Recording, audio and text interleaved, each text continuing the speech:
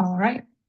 Hello, everyone, and welcome to today's meeting of the NASEO Energy Codes Taskforce.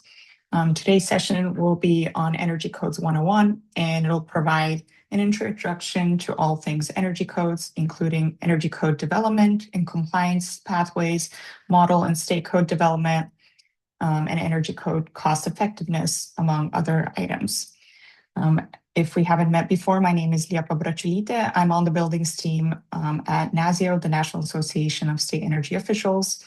And as you can see, this meeting will be recorded and slides will be shared afterwards. Just a quick overview on the NASEO Energy Codes Taskforce.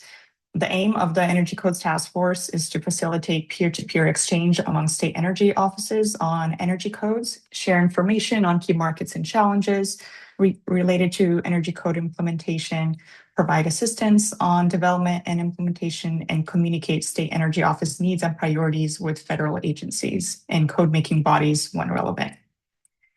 This task force is open to all state and territory energy office and invited guests. And there's my contact information below. You're welcome to send any feedback, suggestions, questions to me that may come up. I also wanted to provide a few general code-related updates that may or may not be relevant to your office. DOE announced that they are seeking input on its energy code field study methodology. Written comments are due by August 3rd, 2026.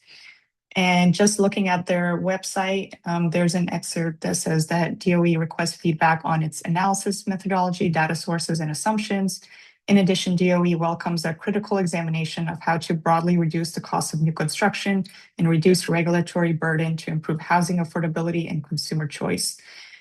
So we welcome, if this is relevant to you in your office, welcome any written comments that to be submitted there. In the second bullet point, the International Code Council, or ICC, has confirmed that the 2030 ICC scope and intent will remain as proposed in December. And they have published a public comment response document that responds to the public comments received back in February 2026. It's pretty informative there, and it may impact code development within your state. And then in the third bullet point, FEMA has published the fiscal year 2024-2025 Building Resilient Infrastructure and Communities funding opportunity announcement back in March 2026. State applications are due July 23rd, but sub-applications in each state are due earlier. So this is not as much news, but still wanted to send out a reminder. We'll send out these slides after this meeting, but we wanted to link this ICF article that summarizes the opportunity in more detail and its updated requirements. Actually, right now, there's a FEMA webinar happening right now that talks about the details of this opportunity, but it'll be recorded, so we encourage you to watch after the fact. And there will be also an ICF webinar on this BRIC funding opportunity in a couple days. I know this is maybe a lot of information, but we just wanted to let you all know. And also, I'm not seeing the chat, apologies, but I will get to them after the fact. Or you're welcome to unmute and comment or ask away. Liepa, this is Sandy.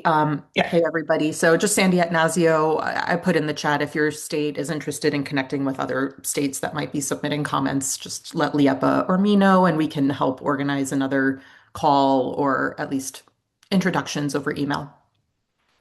Perfect. Thank you, Sandy.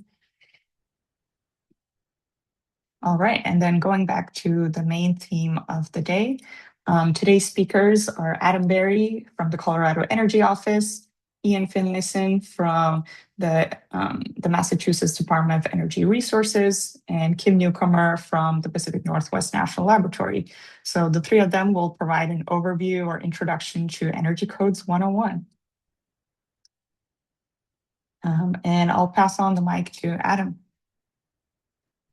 Awesome. Thank you, Liepa. Hi, everybody. For those I have not met, Adam Berry. I'm a policy advisor for building decarbonization here at the Colorado Energy Office. And I'll just be briefly kind of covering what the Energy Code is, why we have it, and kind of the overall structure, what's in it, how can you comply with it, different compliance options.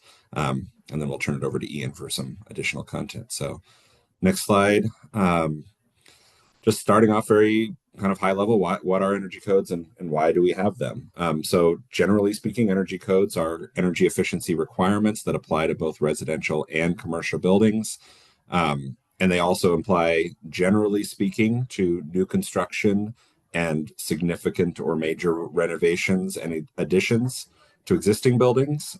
So in the general sense, if you are like, say, just swapping out a dishwasher or something, that's not considered a major renovation that's going to trigger many requirements under the energy code. But if you're entirely gutting a home or a commercial building, or you're significantly replacing things that would impact insulation or windows or doors or heating and cooling systems, all of those may trigger energy code requirements at some level. And then just generally, like, why do we have energy codes? They provide us a lot of different benefits through energy efficiency and health and safety benefits that lower our energy bills for consumers. Obviously, for every BTU of energy that you don't use, you're saving that on your utility bill. It also improves comfort, resilience, and safety. So, more insulated, tighter homes are able to control temperature more effectively, are able to maintain temperature more effectively in like winter or summer temperature extremes.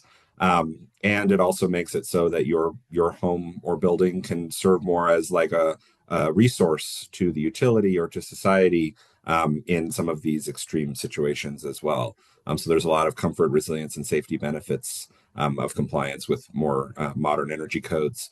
Improved indoor air quality, something we see very acutely here in Colorado. We have a lot of air pollution and wildfire smoke hazards that we deal with on a regular basis, particularly in the summer, that energy codes can help protect residents from by having those tighter building envelopes to keep that pollution out and have the ventilation being managed in a way that protects consumers from that poor indoor air quality.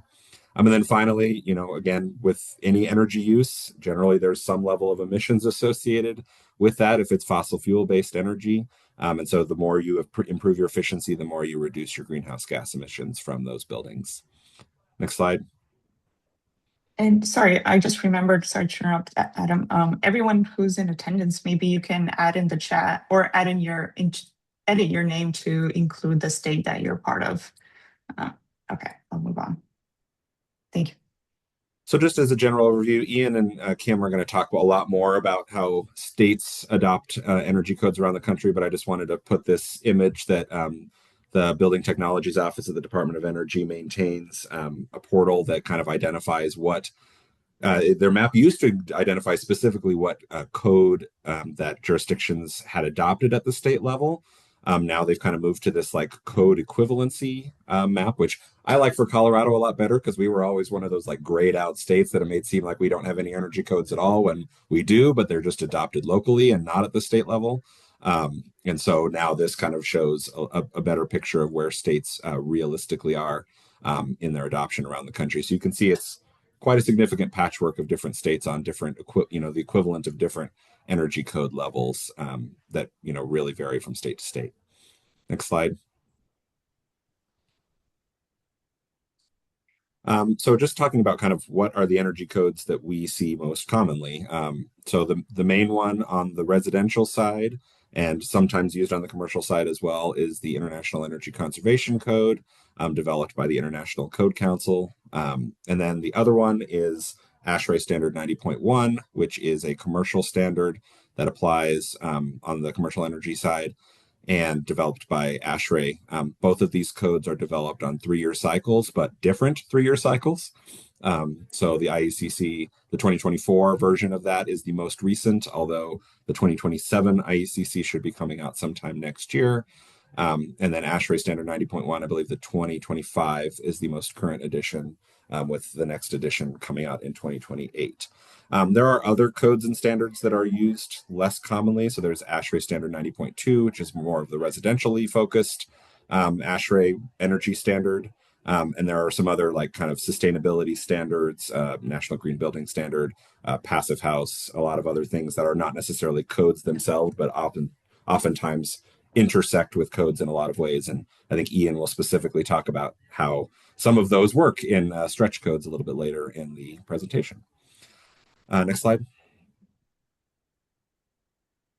So just kind of a look at what the IECC includes, and I will note that we're largely going to focus the presentation today on the IECC, not on ASHRAE 90.1 for a few different reasons, but just keep that in mind as we're talking that this is really mostly IECC. So as you can see, there's both commercial provisions and residential provisions in the IECC, broken up into different chapters that focus on kind of the scope and the administration of the code itself, of those provisions, definitions of terms that are used in the code throughout, general requirements that apply to things like climate zone information and some other general information that apply, but are not specific to requirements of energy efficiency as much. And then each of both the residential and commercial codes have a chapter specifically focused on pretty much the meat of the code, which is what are the energy efficiency requirements and what are the different compliance pathways that you can use to meet those requirements.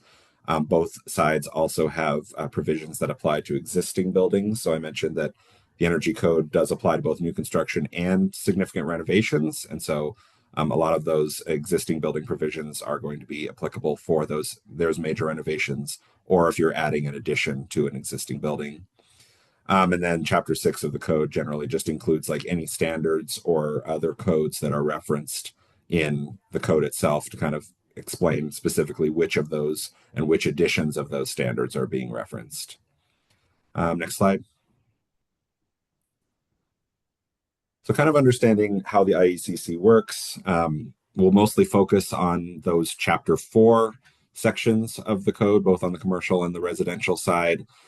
So whereas the IBC and the IRC kind of regulate, so that's the International Building Code and the International Residential Code, regulate commercial buildings and multifamily buildings and single family and townhomes kind of separately. The IECC regulates them in one code, but broken up into separate sections.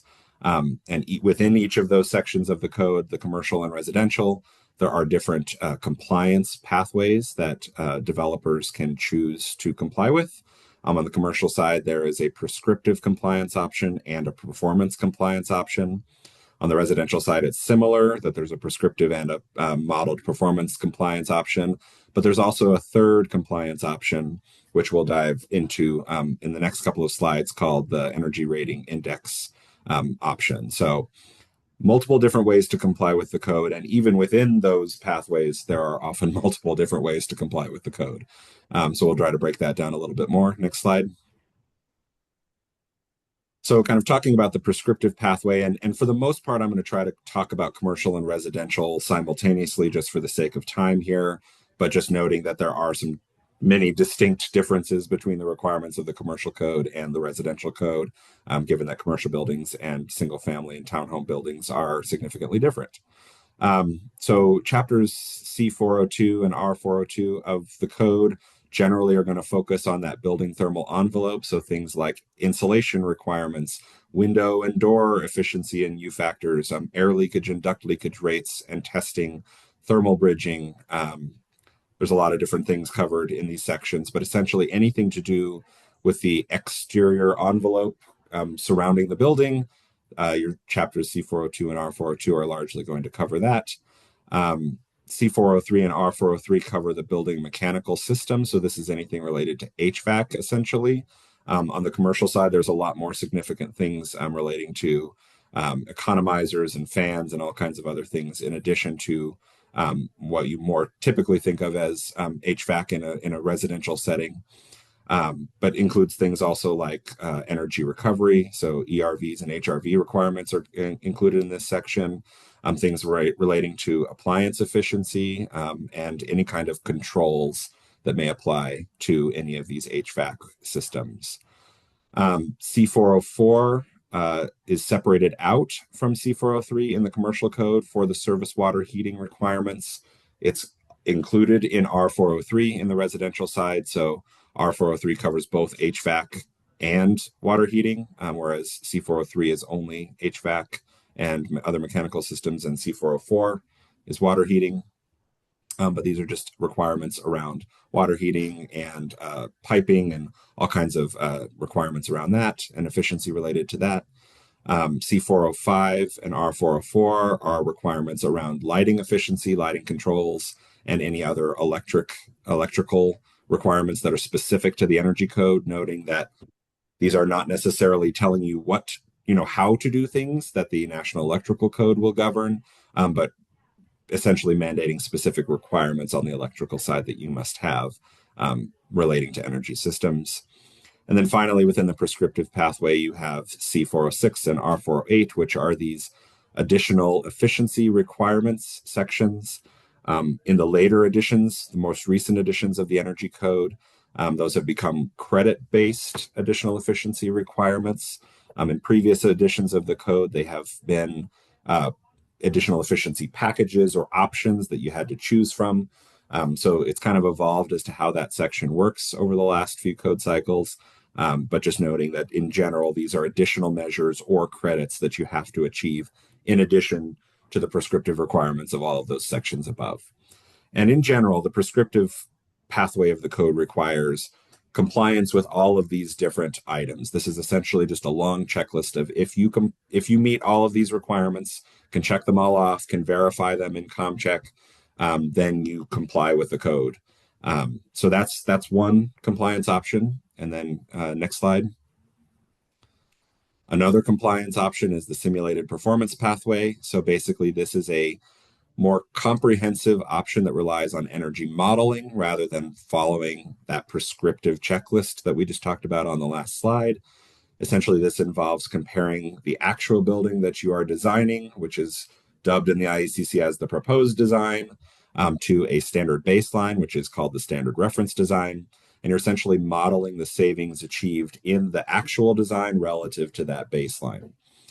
And so modeling in the performance pathway in the IECC is generally based on energy cost, meaning you're comparing the modeled cost of energy consumed in that proposed design versus the modeled cost of energy in the standard reference design. So that's distinct from energy consumption. It's not comparing how much energy you're using in the proposed design versus the baseline design, but the amount that energy will cost.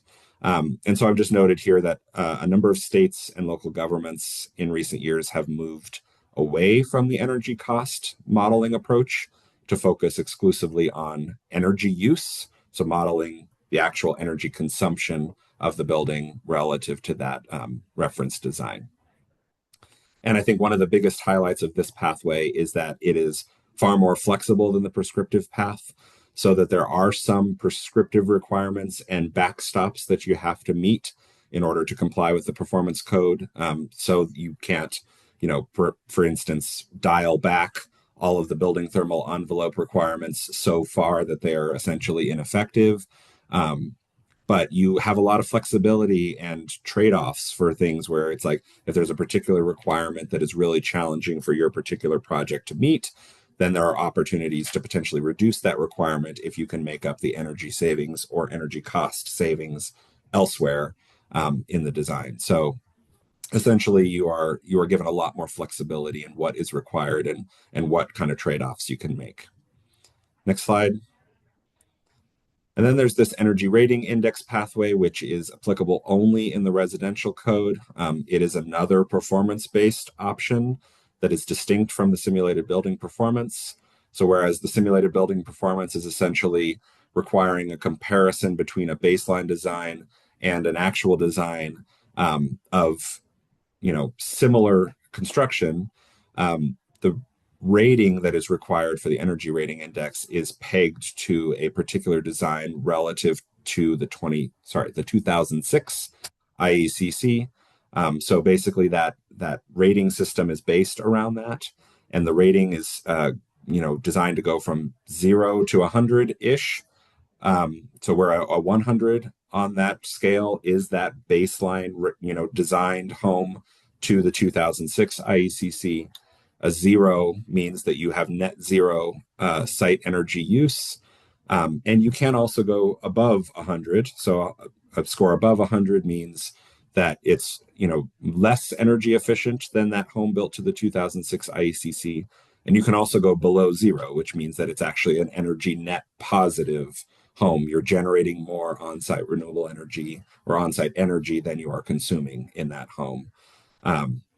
But generally, especially as far as the codes are concerned, you're going to largely see scores between 0 and 100.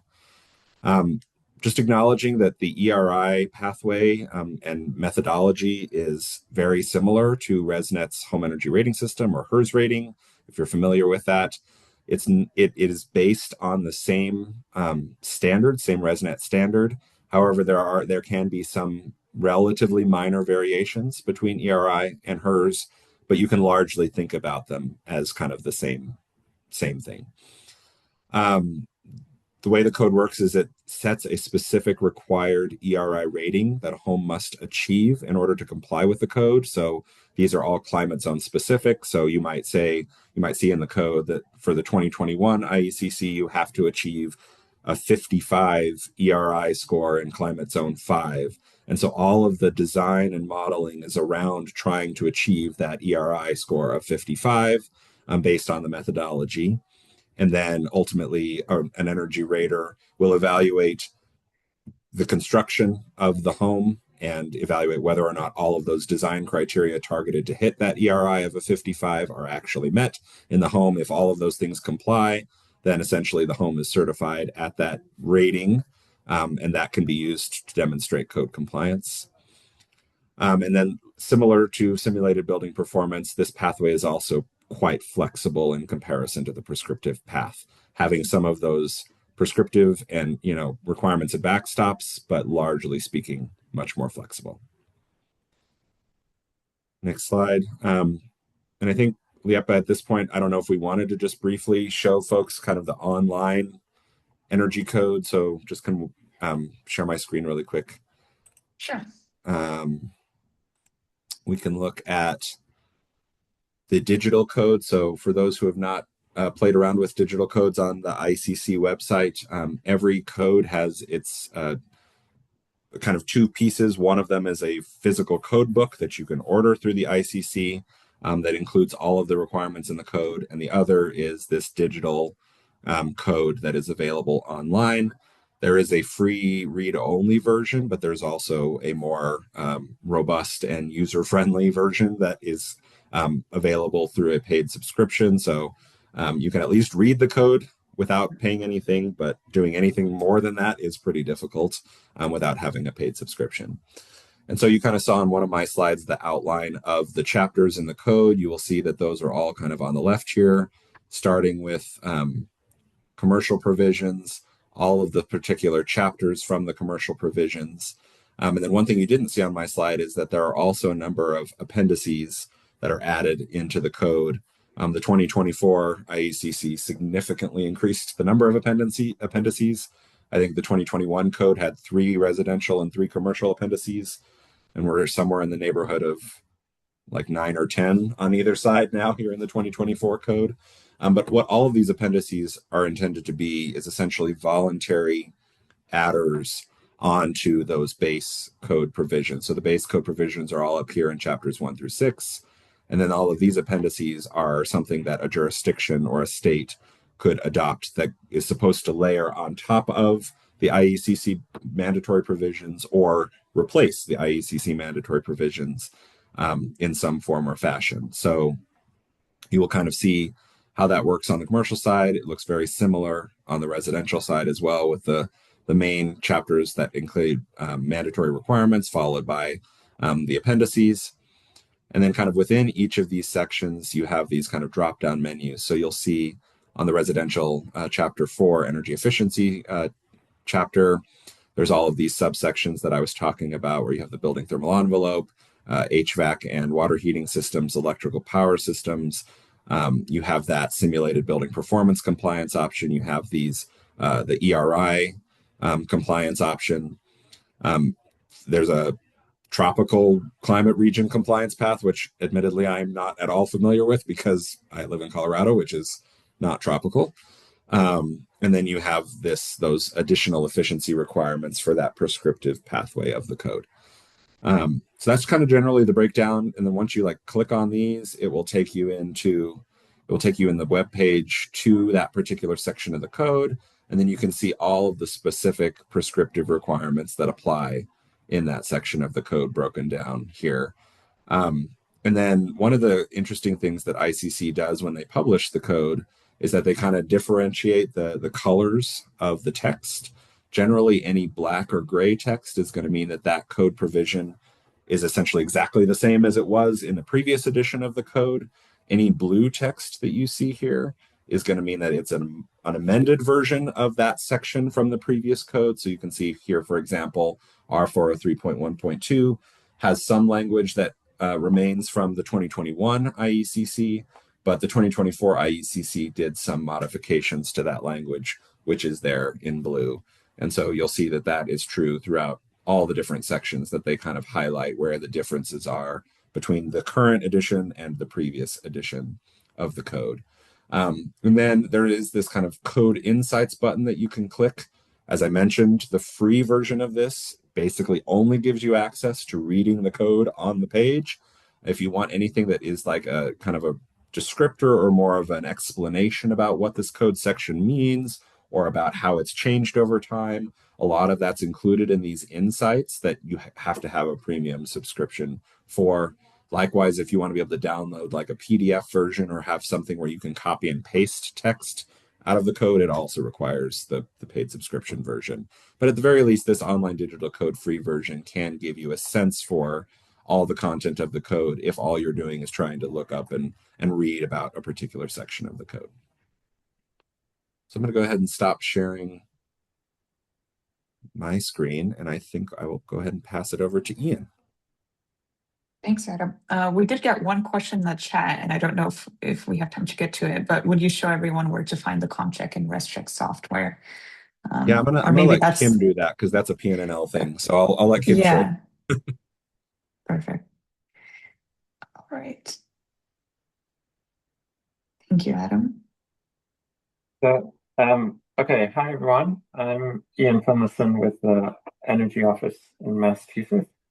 And while Adam sort of told you about what is in the code and how it's structured, I'm going to talk about how, as an energy office, you can engage at the national level and also at the state level. So, the next slide. We're first going to talk about energy office involvement in the model code level. So, next slide. So, I'm not going to walk you through the entire process. There's plenty of stuff on the internet about that. But at a high level, I think this graphic portrays it quite well. Starting with the IECC and the ICC in general, they operate on a 3-year code cycle, as Adam described. And essentially that starts, and the 2030 code cycle is about to start soon. It starts with anybody that's interested submitting code change proposals. So that requires a certain amount of familiarity with what the code says today and some desire to change it.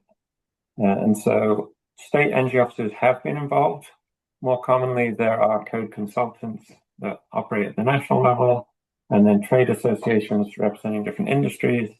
They will all put in their desired code change proposals. Then those proposals will be farmed out to committees and subcommittees. So there's a central commercial committee, a central residential committee, and then within each of those, there are subcommittees essentially organized by the sections of code that Adam was describing. And if you so choose, you can apply to be on one of those subcommittees or committees. So those first subcommittees review the proposals. If they get a majority vote on those proposals, they can then either modify or move them forwards as submitted to the central residential committee or the central commercial committee. And then that committee will deliberate on them and they will vote. And then at that point, those proposals get compiled and sent out for public comment. And then anybody, including energy officers, can submit public comment on them. And then following the public comment process, it goes back to that committee. And then for all the codes except energy, there is then a governmental member voting process. So that the members of the ICC, which is primarily building officials, but also energy office officials, can then vote on whether they support those changes. And then provided a code change proposal navigates those 3 steps. So support from the subcommittee, support from the full committee, survives public comment, and then gets support from the online membership vote, then it gets incorporated into the next edition. So why am I talking about this process if that's not the way the Energy Code works anymore? Just because you may want to participate in some of the other codes. So for example, online voting is about to start for things like the mechanical code, where one of the issues is refrigerants and the rules around transition from A1 refrigerants to A2L refrigerants. If you are paying attention to HVAC or you're being lobbied by HVAC companies, you may want to have a say in that, for example. So that is the process for all the codes except energy. Energy did work that way until after the 2021 cycle. And then the ICC board decided that that was such a contentious cycle that they would modify the process. So if we go to the next slide, essentially the big change that the board decided on was to, instead of calling the energy code, the IECC, a code, they decided to make it a standard. And as a standard, it doesn't require the online membership vote. And it's more like ASHRAE that we'll talk about next. So other than that, the cycle is more or less exactly the same. So code change proposal submitted, subcommittee, then committee, then public comment, but then there's no sort of final vote of membership at the end. That matters for you as an energy office because it means your say in the development of the code is reduced, but it doesn't mean that there's nothing that you can do. So obviously you could be part of submitting a code change, either as an energy office or working with a code consultant team. You can apply to be on a subcommittee and a committee. There are now 1/3 of the membership in both residential and commercial are reserved for state members. And so there's quite a few state energy office members participating. And then I show here on the left the other interest groups that are allocated seats on the committee. It's not uniform, so there's actually, I think, no insurance representative, for example, on the committee right now. And I'm not sure if there's a consumer representative on, but the governmental regulators get essentially 12 seats. And I think there's 35 or 36 altogether. In order to get a proposal passed, though, that main committee of voters has to have a 2/3 majority vote. And so that has resulted in a much steeper bar to getting new proposals through into the code. And I think we will see with the 2030 and the 2027 sort of less big changes in the code and more sort of incremental change because of that. Okay, moving on to the next slide. The ASHRAE development process has always been a standard rather than a code, meaning that there's never been a sort of membership vote. But ASHRAE is sort of an active membership organization. It's sort of all volunteer. And so for their different standards, of which 90.1 is only one of them, but the most relevant one for energy, they have a Standing Standards Project Committee, or SSPC, that currently has 153 members. So if you wanted to become a member of that committee and have a say in the development of Standard 90.1, then you would have to volunteer and be assigned to an active subcommittee working on updating some section of the code. And then, as I sort of show in this graphic here, there's roughly 50-50 voting members and non-voting members. And so it's most likely if you started that you would join as a non-voting member, unless you are representing a constituency that ASHRAE feels like needs more representation on the committees. Similar to ICC, it's on a 3-year cycle, but different from IUCC. Instead of having one period of time where you can submit proposals at the start of the 3-year cycle, with ASHRAE you can submit at any time, and it gets filtered to the relevant subcommittee on this SSPC, and then goes through a process. And so that means that if a change requires more discussion or takes more time, or ASHRAE thinks there should be more data, it can take longer on some changes, whereas other things can happen quite quickly. So it's less of a fixed 3-year cycle as a result of that. Okay, next slide. So if you are interested in participating at this sort of national level, IECC and the ICC has had more active energy office participation in the past. And it's more of a kind of clear schedule. So I just listed, you can be involved in a proposal, you can join a committee, and then if you maintain your membership, you can then vote on all the codes except energy, and you may have reasons to do that. With ASHRAE, it's a higher bar to be on a committee, but you can be part of a group or inform a proposal at any time. Okay, so that's all I'm going to say about the national codes. Let's keep going and talk about what happens at the state level or even the local level if you're a state where jurisdictions adopt. So I want to give the example here of how the process works in Massachusetts, and then turn it back to Adam to talk about how it works in Colorado. And you hopefully will have a sense of how it works in your state.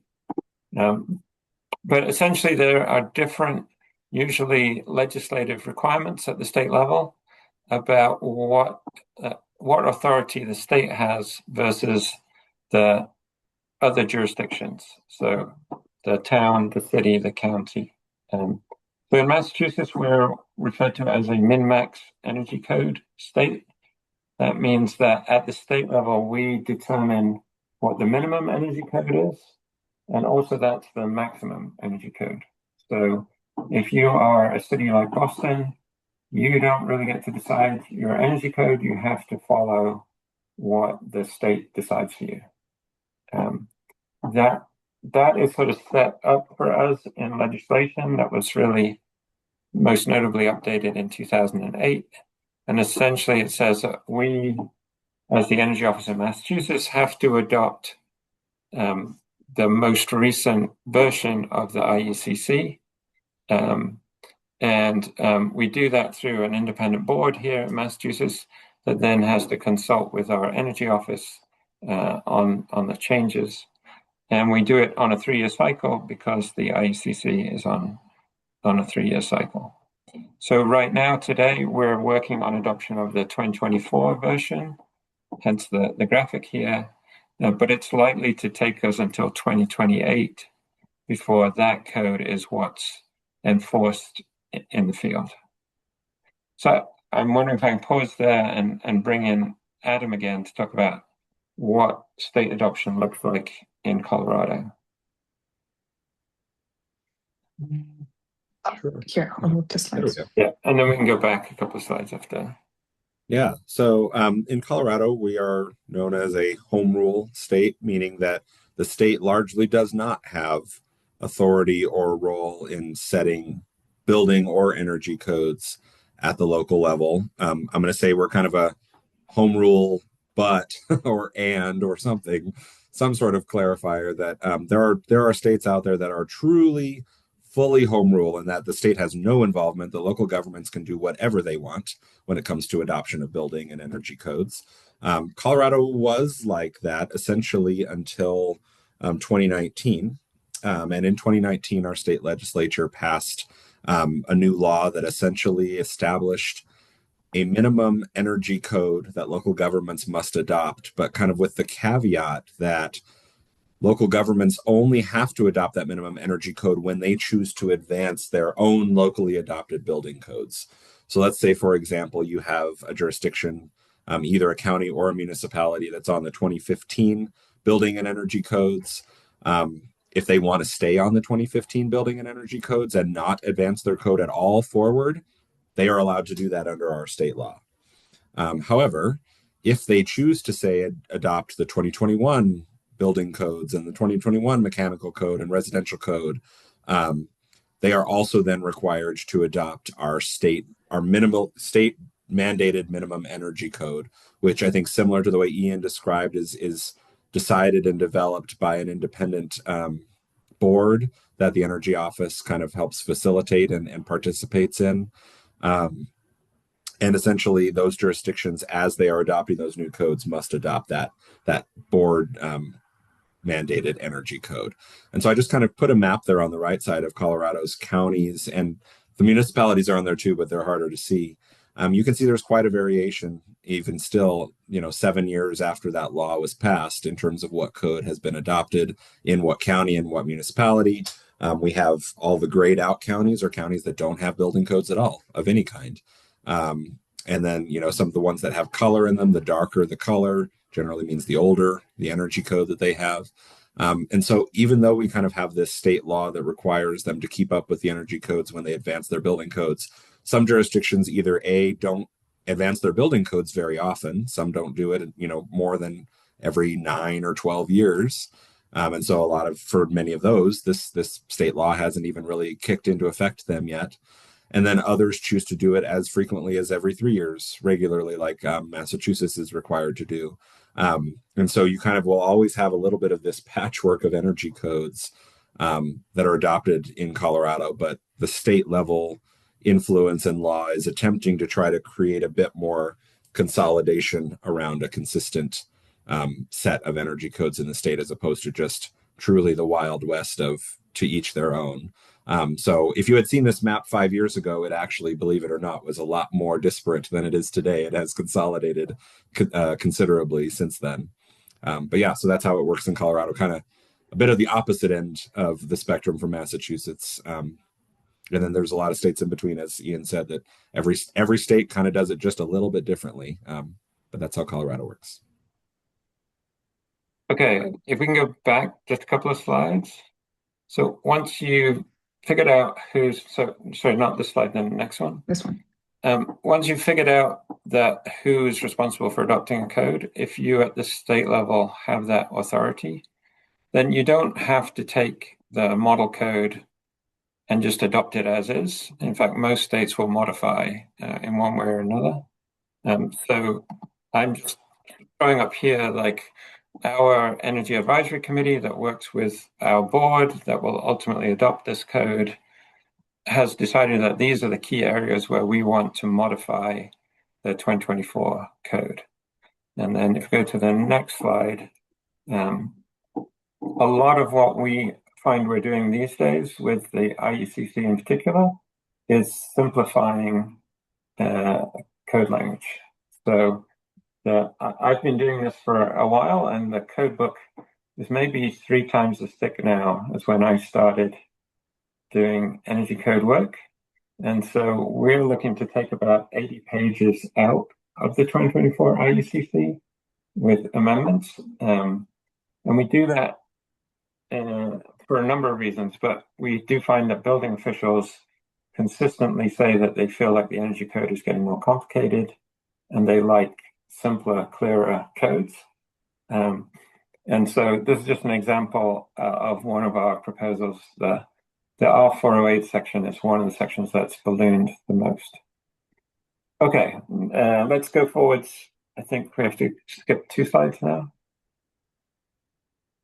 And once you've decided what code you want and hopefully adopted it, the story doesn't really end there. In fact, for energy officers, if anything, it picks up. And so I really want to emphasize the value of training and technical support to the users of the code. This obviously includes the building officials, but also the design industry, the trades, small builders, large builders. So depending on your situation, you are going to have different levels of financial support for this. And I just list here some of the common sources of funding. This is for us in Massachusetts, we are relatively well funded, but even then, this is varied over time between state funding, some of that coming from federal funding, utility program funding, and coordination with the RIOs, or the Regional Energy Efficiency Organizations. In our region, that's NEEP. I think in the interest of time, I'll just keep going on that one. Maybe we can come back to Colorado funding later, because I think for time. So then once you've got the funding, assume you've got some funding or some time or some staff time, then thinking about what you want to use that for. We have found a combination of webinars and classroom training is the most effective way to reach the audience. And then on both our website and our energy efficiency program website, we list tools and resources. We have a hotline, we have a contact email, so that there can be communication between building officials and project developers and our office. And we also try and do regular meetings with building officials by the different, region and county in our state. And the way that we get participation is also by offering continuing education credits. So these are all things that you can be thinking about. Next slide.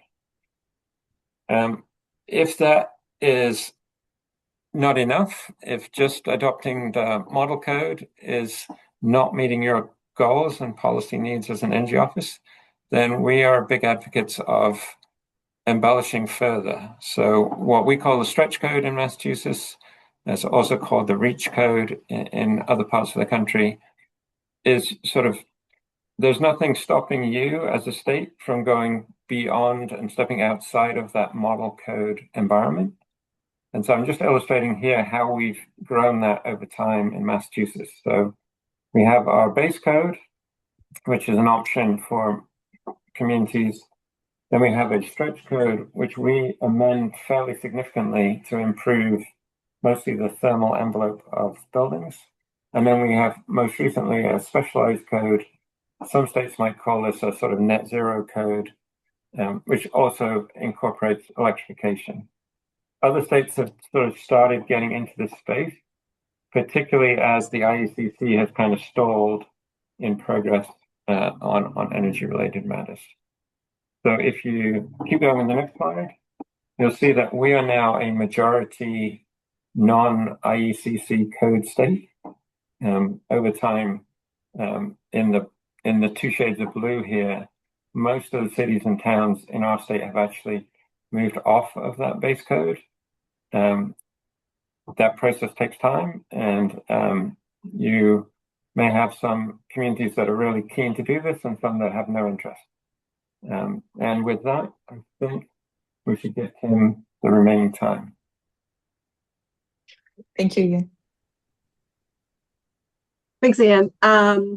So yeah, like Liepa said at the beginning, I'm Kim Newcomer with PNNL. So let's just dive in. Liepa asked me to talk to you guys a little bit about how DOE goes through the process of doing its energy code determinations, how we evaluate and talk about cost effectiveness, and then what resources are available to states. So hoping to cover some of that in this short time here. I think primarily around the determinations, it's important to know that this is mandated. The Energy Conservation and Production Act directs DOE to review the additions of the national model codes and basically issue a determination. The purpose of that is really to say, is there an improvement or is there a change in energy efficiency over the previous version? Recent determinations have indicated that newer codes do provide energy and cost savings. The determinations themselves go through a couple different processes. There's a quantitative analysis that looks at energy models across various climate zones, calculates national average savings. All of that gets put into a technical report, reviewed, and then is published in the Federal Register. States are also actually required to provide action after this following an affirmative DOE determination. That same act, ECBA, requires that states certify that they've reviewed and or updated their building codes if appropriate. Now, it doesn't require that states actually update their building codes. What it requires is that you've taken a look at what DOE put out, you've taken a look at the new code, and you've said, yes, this is for us, and we've amended it in this way, or yes, we're taking all of this, or no, no thanks. We've taken a look, but we're not going to go ahead and do this right now. There's a lot of more resources for state compliance that can be found on our energycodes.gov website. I'm going to try to go to that at the end to talk you guys through quick the ways to get to the different versions of ComCheck too, because I realized as I was typing that in that that's a little confusing. Want to also note that past administrations have chosen not to issue determinations. The ones that I'm talking about today are primarily the ones that exist today. So those are for the most recent versions, 2024 IECC and 90.1 2022. The determinations are really analysis that are provided for the states to make their own decisions and to take into their own processes of updating or maintaining their own codes. We also do state level determinations. Those follow a little bit afterwards and try to make a comparison between what's been adopted at the state level, again, to the national model code. If we can jump forward, talk a little bit about the analysis. So the first phase in most of this analysis, and I'm going to talk towards commercial because it's a little more complicated, but then we'll sort of in our minds just scale that down to less prototypes for residential. The first phase is to just do a review of the text and identify that if the changes will directly impact energy use or not directly impact energy use. There's administrative changes. There's other types of changes that are text impact where those don't get modeled. Additionally, within that are prototype models. So the 16 commercial prototypes and then the few residential prototypes, they don't actually have every single measure of the energy code in them because of the different components that go into an office building or a multifamily building. You know, there's some of the specialized mechanical equipment may apply to a hospital. We don't have that prototype. So not every measure will actually end up in the analysis. So we go through, mark those off, what are going to have an impact, what are not, which are not going to show up in the model, which are. And then that analysis becomes quantitative, right? Goes through a whole building energy simulation following the DOE methodology. It's tracked across the 16 commercial prototypes. It's tracked across all of the climate zones. And while I said like we don't have a hospital, the prototypes that we have represent approximately 75% of the total square footage of commercial new construction, including multifamily buildings. And so that's been determined to be roughly a good proxy for the construction within the United States to be able to do this analysis. And all of that's spelled out in there. So then again, the thermal, the climate zones and 3 different moisture regimes are represented across the United States. In the analysis, climate zone locations are selected by a representative city. So it's not trying to do the whole zone. It's a representative city that is pinpointed to be in that climate zone. And then there are weighting factors that are applied from individual buildings and climate zone levels to that national level based on construction data. So if we don't say, for example, that climate zone 4A is the percentage of the country that it takes up geographically, right? It's the amount of construction that's in that climate zone goes into the weighting for that national average. Let's just keep going forward. And then thank you, Adam, for talking about our maps. I would say that Adam is the reason that we made the home rule push to do these equivalencies and codes maps. So thank you, Adam, for doing that. I enjoyed working on that. Key points about these, they come out every quarter. It's a snapshot of a moment in time of the residential codes that are in effect across the country. So if you're sitting in a state today and you're saying like, I think my state updated on May 1st, why hasn't this updated on the map? Well, you're just gonna have to wait till the end of the quarter. So at the end of the quarter on June 30th or July 1st, we'll update the maps again, and then your state will have changed color or not, because again, it's based on equivalency. So just because you update a code doesn't mean that the amendments made will actually shift your color on the map necessarily. Okay, we can look at commercial quick. One thing to note about the commercial map is that because 90.1 and the IECC are not fully aligned, where states adopt one or the other or both, the state may show better or worse than 90.1. So basically, if your state adopts IECC primarily, and then sort of because IECC brings along 90.1, we analyze your state to the IECC adoption. So in some cases, I believe this is the case for IECC 2021 and actually 90.1 2019, the IECC does much better than 2019. So there's some confusion around that, again, because it's code equivalency. Let's jump quick into technical analysis because I know I'm running out of time. I know that there have been ups and downs in communication between states and jurisdictions needing support and other stakeholders between PNNL and DOE over the last little bit of time. We are still here.